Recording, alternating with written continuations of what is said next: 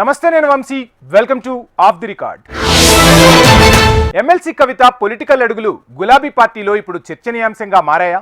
Party ఆదేశాల కన్నా own ప్రోగ్రామ్స్కే ఆమె ఎక్కువ ప్రాధాన్యత ఇస్తున్నారా? జాగృతి పేరుతో తన సొంత అజెండాను అమలు చేస్తున్నారా? బీసీ, మహిళా, పూలే విగ్రహం ఏర్పాటుకు అంశాలను కవిత ఎందుకు తెరపైకి తెస్తున్నారు? జాగృతికి సంబంధం లేని ప్రోగ్రామ్స్ చేయడానికి కారణమేంటి? ఇప్పుడు పొలిటికల్ వర్గాల్లో జరుగుతున్న హాట్ టాపిక్ చర్చ ఇదే. ఇంతకు కవిత అజెండా ఏంటి? ఆమె కార్యక్రమాల వెనక ఉన్న వ్యూహం ఏంటి? విడుదలయ్యాక కేసీఆర్ తనయ ఎమ్మెల్సీ కవిత తన రూట్ మార్చారు.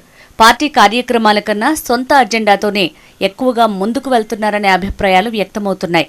ఓవైపు జై కేసీఆర్ అంటూనే మరోవైపు ఇండివిడ్యువల్ గా ప్రజాక్షేత్రంలో తన ఉనికిని చాటుకునే ప్రయత్నం చేస్తున్నారు. తన జాగృతి సంస్థ ద్వారా స్వంత ప్రోగ్రామ్స్ చేస్తున్నారు. పార్టీ ఇచ్చే ప్రోగ్రామ్స్ తో సంబంధం లేకుండా కవిత కార్యక్రమాలు చేస్తున్నారన్న చర్చ పార్టీలో జరుగుతుంది. తెలంగాణలో బీసీల చుట్టే ప్రధానంగా రాజకీయం నడుస్తోంది. ఎవరికి వారు బీసీలను ఓన్ చేసుకునే రేసులో ఉన్నారు.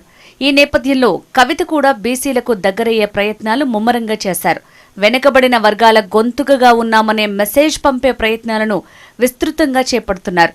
అయితే అందుకు బీఆర్ఎస్ పార్టీ కార్యక్రమాలను కాకుండా తన జాగృతి సంస్థ ద్వారా ప్రజల్లోకి వెళ్తుండటం కారు పార్టీలో కొత్త అనుమానాలకు దారితీస్తోంది.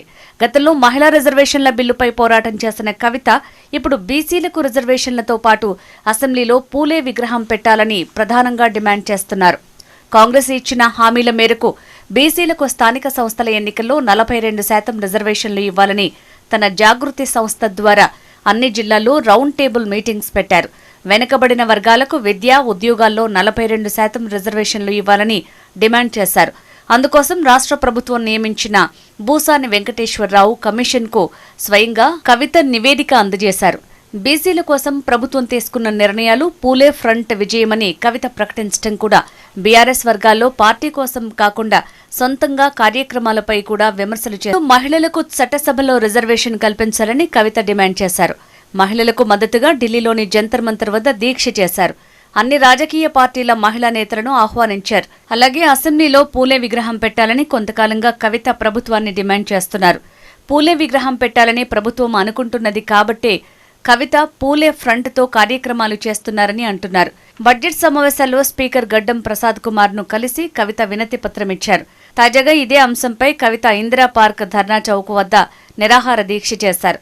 పార్టీకి సంబంధం లేకుండా కవిత పోరాటం చేయటం, పార్టీ కోసం కాకుండా సొంత ఎజెండాతో కవిత వెళ్తున్నారని బీఆర్ఎస్ లో గుసగుసలు వినిపిస్తున్నాయి. ప్రస్తుతం కవిత బీఆర్ఎస్ ఎమ్మెల్సీగా ఉన్నారు.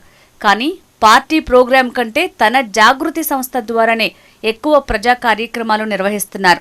జిల్లాల వారీగా పర్యటనలకు వెళ్తున్నారు. బీఆర్ఎస్ పార్టీ జాగృతి కార్యక్రమాల కంటే బీసీ, మహిళ, పూలే విగ్రహం లాంటి డిమాండ్స్తో ఓన్గా కవిత ముందుకు వెళ్తున్నారు.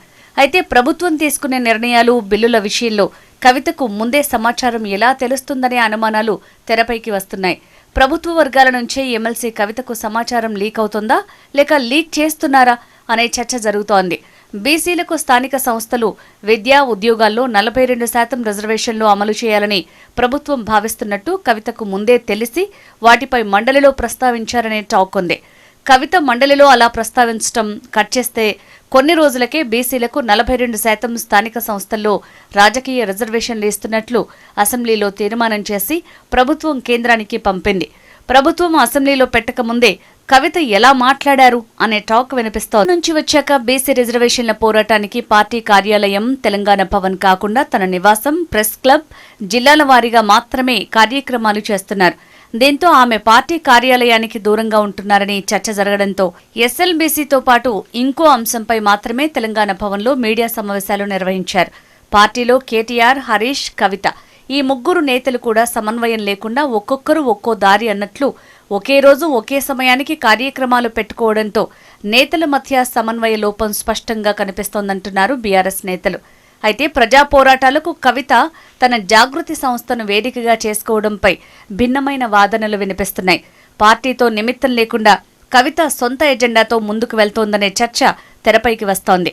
రాజకీయంగా తనకంటూ ప్రత్యేక గుర్తింపు, ఉనికి చాటుకునే క్రమంలోనే ఇలా చేస్తున్నారని పొలిటికల్ విశ్లేషకుల అభిప్రాయం. ఎమ్మెల్సీ కవిత జాగృతి కొత్త కథ ఎటువైపుకు దారితీస్తుంది? సొంత ఎజెండాతో ముందుకు వెళ్తారా, లేక పార్టీ లైన్లోకి వస్తారా?